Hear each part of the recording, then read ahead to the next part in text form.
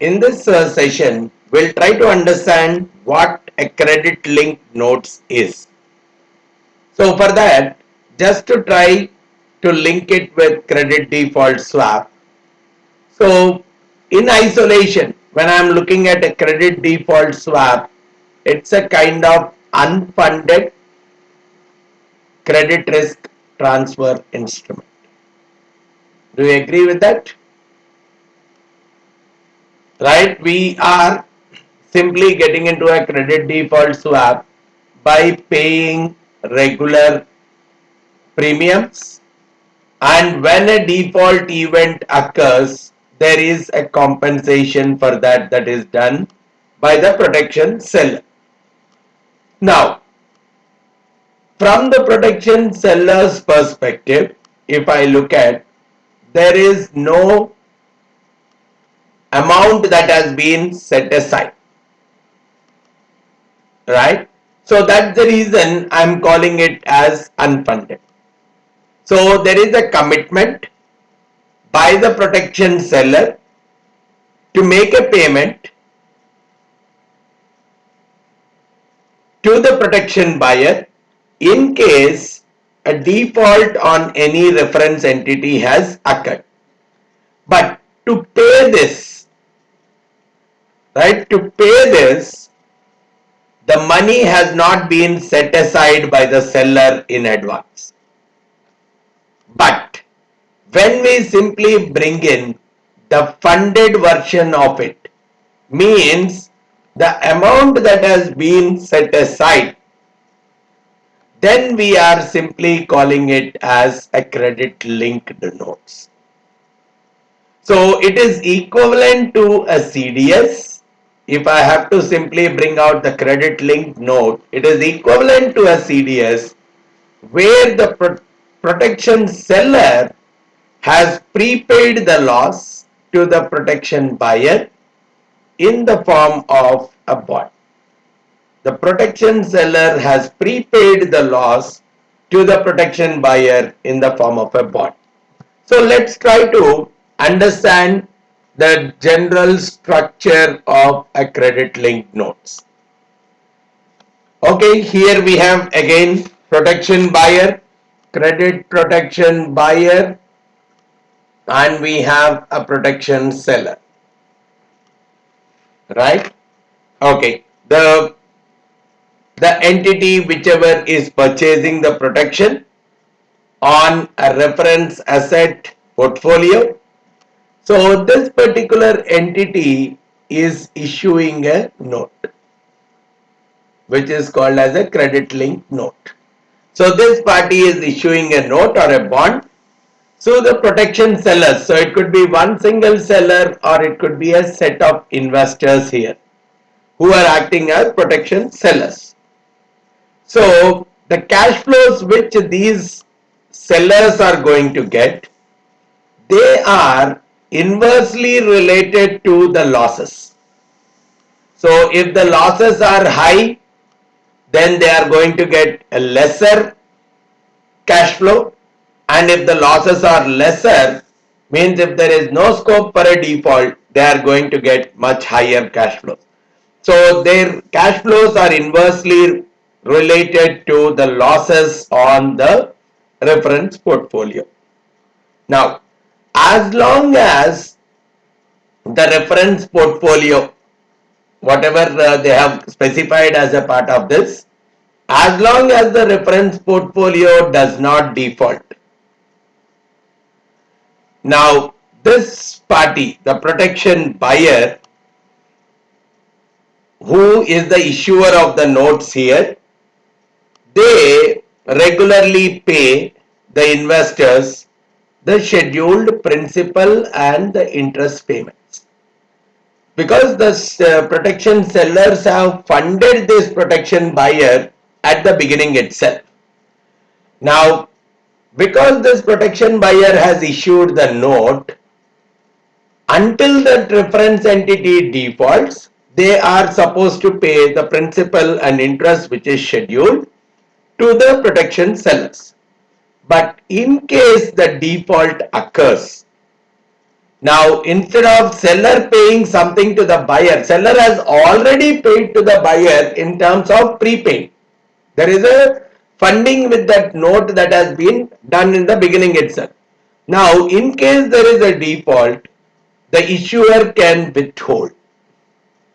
The issuer can withhold both the interest and, if necessary, all are part of the principal to really cover the losses that are coming out of the default.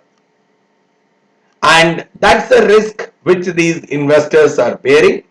So, because to compensate the risk that these people are bearing, there is, whenever the interest is being paid at regular intervals, it's above the market rate of interest that is being paid prior to the realization of any default. So during, until the default occurs, whatever the interest that the protection sellers are receiving is a much higher rate compared to the typical market rate. So if I have to look at it from a simple economic perspective, when I am talking about issuing a credit linked note, it is as good as I'm issuing a normal bond, right? I have issued a normal bond. Along with that, I am buying a protection from the bond investor through the CDS. So these two put together, I have issued a bond. Along with that, I have bought the protection on the bond from the bond investor through a CDS, right? Because, okay, if I have issued a bond, I would pay the interest at regular intervals, right? Look at it. I have issued a bond, so I am paying interest at regular intervals, and along with that, I have to pay principal or maturity. But along with that, I am buying a protection, means I am paying the premiums also at regular intervals, right? So I am paying both this as well as this. So it is as good as, now if you combine these two, I am paying a higher interest rate. If I club the premium also into the interest, it is as good as I am paying a higher interest rate. And in return, when the default has occurred, in case of CDS, I'll get the compensation, whereas in case of credit linked note, I don't need to pay anything. Both mean one and the same. So economically, we can very well link the credit linked notes to a normal bond or a normal note, plus buying a protection from the bond investor by going with a CDS. So the par value of the note is equal to the maximum payout on the CDS. So whatever is the par value of the note we are talking about, it is the maximum payout on the CDS. So that the worst case event is fully paid by the funds that are paid at the beginning itself. And the investors are having the assurance, here the investors in this case, they have an assurance that they will not ask for even further amount. The issuer will not ask for any further amount. The issuer will not call back this particular issue. So the above market interest rate which these parties are earning is, I can very well look at it like the interest rate that is there on the bond plus the CDS spread. So that is how the linkage between the credit linked notes and the CDS spread comes into picture. So the investor bears the credit risk here. And when I talk about the reference portfolio and the default events, they can include any of the structures. Reference portfolio could be a single name, multi-name, any of them. The default events could be a failure to pay the interest and the principal, the downgrade, any of them can come in. So the combinations can very well be decided between the two parties.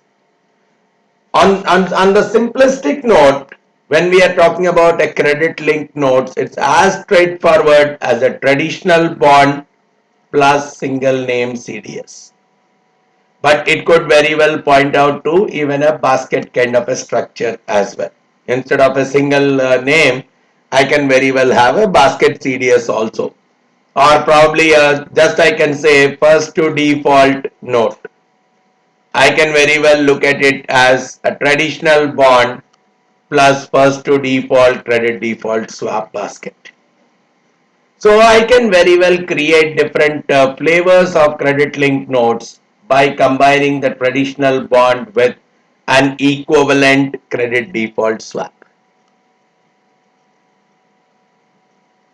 So even in the case of credit linked notes, the insurable interest need not exist, which means the issuer of the credit linked notes need not own any of the assets in the reference portfolio.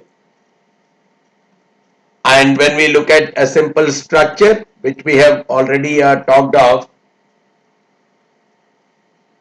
if I look at the protection buyer, let's say I have the credit linked notes investors, who I call them as protection sellers. Now, there is a reference portfolio which is linked with the protection buyer. So in the middle, there could be an underwriter who is responsible for issuing the securities. Now what could happen? The protection buyer will issue the securities or issue the credit linked notes to the underwriter, right? And this underwriter will distribute the securities to the investors. So it could be retail investors or it could be any other kind of investors. So they are directly giving the initial funding for the securities or for the CLNs that are issued. So they are paying the purchase price for the securities. And that purchase price is given from the underwriter to the protection buyer. Now, in case at regular intervals, if the default is not happening, the protection buyer is making the principal and the interest payments at regular intervals to the investors. And in case the default losses, in case the default is occurring on this reference asset or a reference portfolio, then the withholding of the interest and principal can happen. That's a simple structure. So the investors are making an upfront payment for the CLN, so which is equal to the par value. And so in case there are no defaults, they are receiving some base interest rate, so which could be associated with a normal bond. So we can very well talk of it as a treasury rate or something. Along with that, they are getting a spread which is equivalent to the CDS spread. So at the end of the period, so probably if I say this is a 5-year CLN, at the end of the period the principal is returned, and again if there is no default, but again if the default has occurred, even that principal can be withheld. So if the default has occurred, the par value of the reference asset minus the expected recovery, the same way expected recovery is diverted from the CLN investors to the protection buyer or the CLN issuer, which is as good as the interest and the principal payments can be withheld by the protection buyer to the protection seller.